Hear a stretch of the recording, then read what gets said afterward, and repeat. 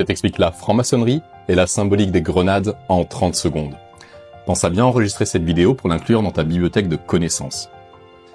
L'humanité est de nature diverse. Nous, humains, avons chacun nos propres traits de personnalité, des opinions, des coutumes, des expériences de vie bien différentes. De même que chaque grain d'une même grenade est de forme distincte, de même, chaque homme est unique dans son rapport au monde. Pourtant, nous aspirons tous à vivre d'une manière qui nous semble juste et alignée. Nous avons notre prisme de lecture de la vie, mais nous pouvons nous retrouver sur des questions communes, sur des valeurs communes, sur ce que Platon appelait le vrai, le bien, le beau, la justice, l'amour, la beauté, le sens. À l'image de la multitude de grains baignant dans la pulpe du même fruit, nous partageons un terreau de vertus collectifs, vertus vers lesquelles nous nous efforçons de tendre avec plus ou moins d'ardeur, vertus que nous transmettons à nos proches et enfants avec plus ou moins d'exemplarité.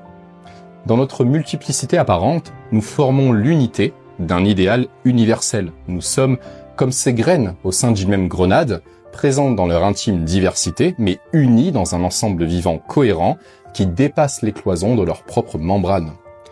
Dans sa nature proliférante, la grenade renferme une multitude de graines foisonnantes.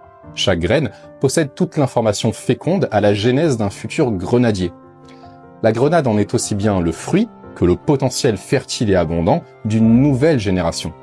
De la même manière, chacun d'entre nous dispose du pouvoir de transmission, par l'éducation de nos enfants, par notre posture avec nos proches, par notre exemplarité dans notre environnement. Il nous appartient alors le choix d'ouvrir notre écorce aux autres et de transmettre les grains de notre science, ou de garder closes nos épaisseurs et laisser flétrir en nous les richesses de notre vie.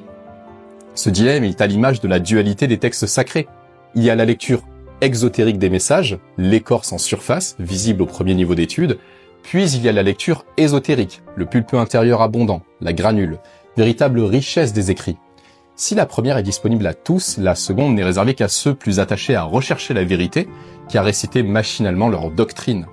S'ouvrent à nous les seules connaissances que nous daignons mettre à nu en explorant les fruits au-delà des enveloppes.